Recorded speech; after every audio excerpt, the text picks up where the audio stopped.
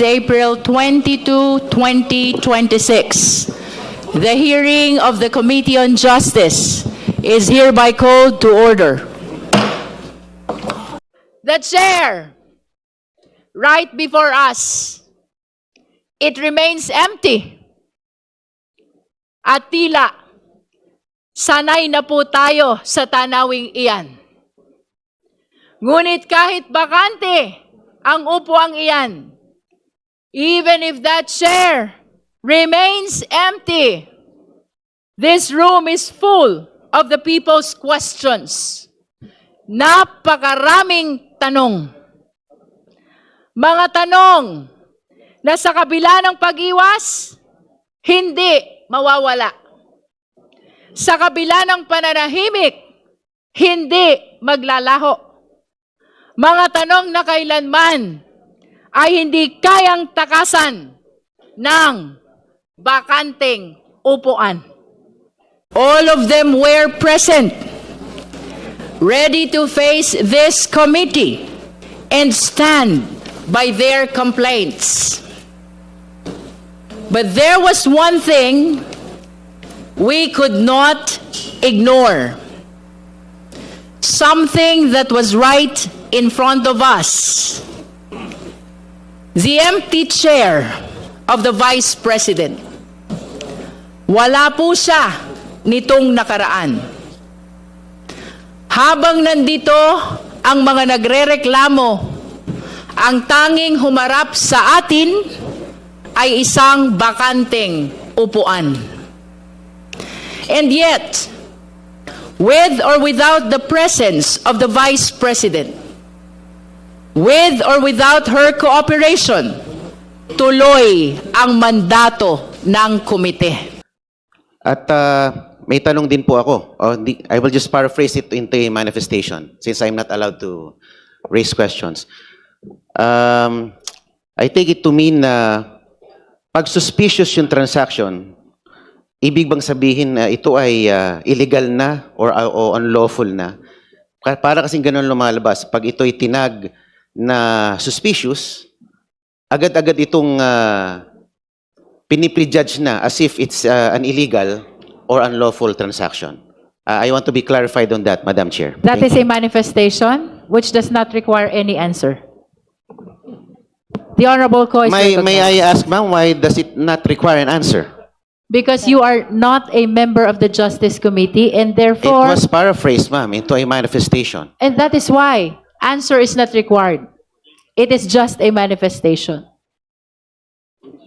If I require an answer, then I'm allowing you already to raise a clarificatory question. As simple as that. The Honorable Ko is recognized. My point is, madam, it's a, pag sinabi bang suspicious account o suspicious transaction, ito ay nangangulugan na ito ay agad unlawful or illegal. That is your manifestation. We end there. Honorable Ko is recognized. And the Filipino people heard my manifestation. Chair. Thank you, ma'am.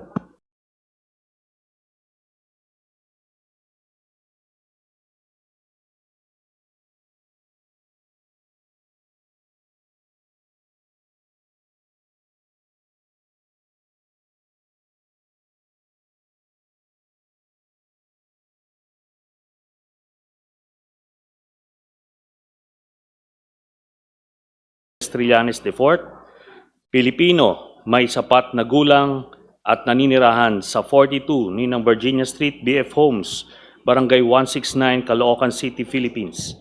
Matapos makapanumpa ng naayon sa batas ay buong layang nagsasalaysay na dati po akong naglingkod sa bayan bilang senador ng Republika matapos mahalal sa nasabing katungkulan noong Mayo 2007 habang ako po ay nakapiit. At muling nahalal para sa ikalawang termino noong 2013. Ang pangunahing plataforma ko ay ang paglaban sa korupsyon at pagtaguyod ng reforma sa ating gobyerno. Natapos ko ang aking ikalawang termino noong Hunyo 2019. Sa pagtupad ng aking tungkulin bilang senador, maraming mga whistleblowers o mga informante ang lumapit sa akin. Ang ilan sa kanila ay nagbigay na mahalaga at kritikal na impormasyon tungkol sa iba't ibang isyung may kaugnayan sa pambansang interes na nagamit ko sa aking trabaho bilang mambabatas sa pag-imbestiga at sa pagpatuloy ng aking advokasya para labanan ang korupsyon at maitaguyod ang reforma sa gobyerno. Noong buwan ng Abril 2016, sa panahon ng aking ikalawang termino bilang senador, ang aking opisina ay nakatanggap ng tawag mula sa isang tao na nagsabi na siya ay may hawak ng mahahalagang impormasyon hinggil umano sa mga lihim na bank accounts na nagpapakita ng mga natatago at nakaw na yaman ng nooy kandidato sa pagkapangulo na si Mayor Rodrigo Digong Duterte at ng kanyang pamilya na di umano ay hindi din niya diniklara sa kanyang Statements of Assets, Liabilities, and Net Worth or SALE. So we can proceed to directing the COMSEC to call the Vice President. COMSEC, please. May we know if the Vice President is present today? The responded Vice President is not present today, Madam Chair. Let it be placed on the record that the committee secretary called the Vice President in order that we will be providing her the opportunity to present her evidence or to raise clarificatory questions through the justice members. That is for the record. In the name of the Father, and of the Son, and of the Holy Spirit. Amen. Heavenly Father, we come before you as we continue our solemn duty in the deliberations of this Committee on Justice. Grant us wisdom that is clear, hearts that are discerning, and minds that remain steadfast in the pursuit of truth. As we consider the impeachment complaints before us and determine the existence of probable cause, guide us to act with fairness, integrity, and fidelity to the Constitution and the rule of law. May we be free from bias, personal interest, or undue influence, and instead be anchored in what is just and right. Remind us, O Lord, that our decisions carry great weight for people in our nation. May we be instruments of accountability, yet also of prudence and humility. We ask for your guidance upon all those involved in these proceedings, that truth may prevail and justice may be served. All this we ask in your holy name. Amen. Ako po, I am disappointed na wala ang ating Vice President. But I'm not surprised, Madam Chair. I'm not surprised. Pero mas maganda sana kung nandito siya sapagkat palagay ko nakikinig siya. Alam niya lahat ng pinag-uusapan dito. Oho. Now, the Vice President has shown a pattern. Matapang sa salita, pero umiiwas sa tanong. She is tough when speaking to media, when issuing statements, pero kapag haharap sa proseso, biglang nawawala. Madam Chair, this is not only about attendance. This is a preview of leadership. Sabihin ko ulit, a preview of leadership. Binanggit niya na gusto niya maging Pangulo ng Pilipinas. So, ibig sabihin, pag siya Pangulo ng Pilipinas, hahayaan niya na pumunta lang sa media ang isang leader ng bansa upang sabihin ng mga bagay na ito kaysa siya ay humarap sa committee na siya nag-iimbestiga. A leader, Madam Chair, who avoids questions sends a dangerous message. That power is above accountability. Hindi pwedeng piliin lang kung kailan ka sasagot. Public office demands transparency because, as the Constitution says, public office is a public trust, especially when the questions are quite serious. Now, We have seen this before. Toughness directed at those who cannot fight back. Remember the sheriff Shipans. Matapang sa mga taong walang laban. Real leadership is tested when you face scrutiny, not when you avoid it. So batay po sa affidavit ni Senator Trillanes, Madam Chair, mahigit 111 million ang pumasok sa mga accounts ni VP Sara as of April 2016 pa lamang.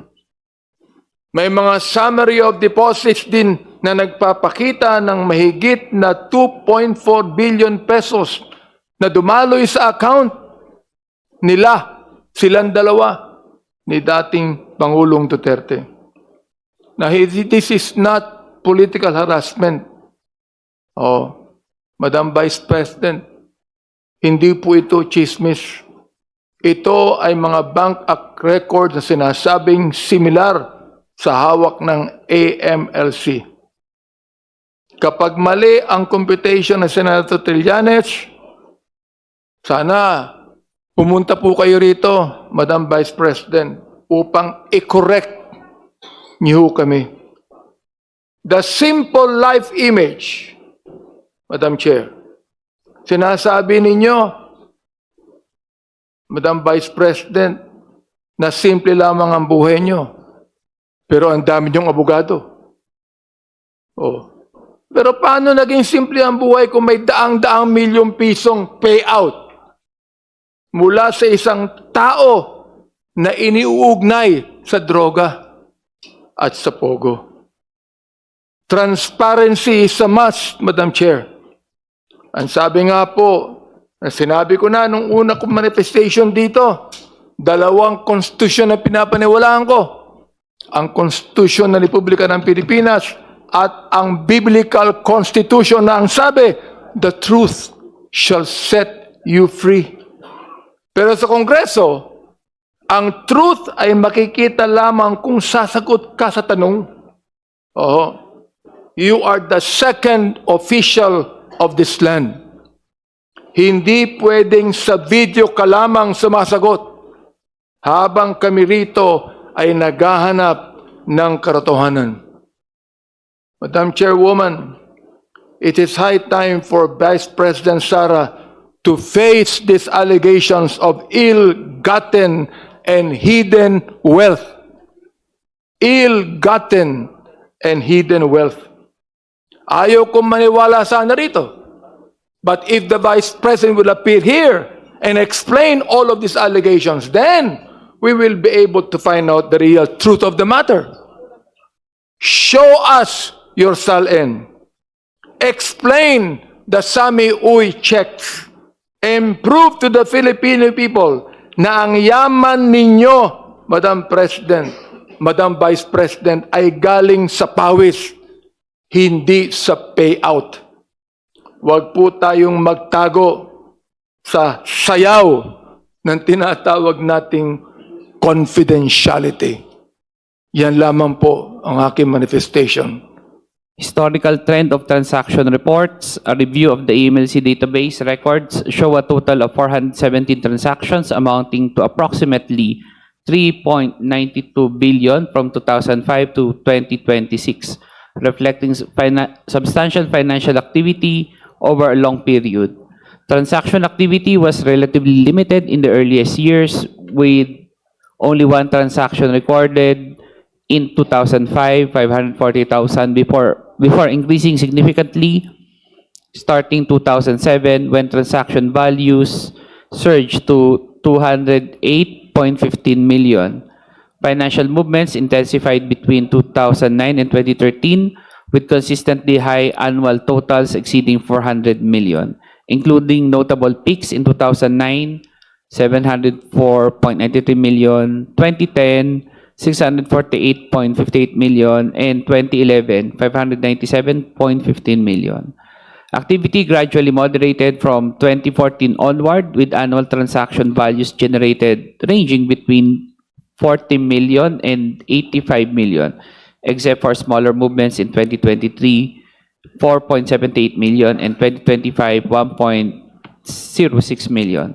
A moderate uptick was again observed in 2024, 13.45 million, before declining in 2025 and early 2026, indicating reduced financial activity in the most recent period.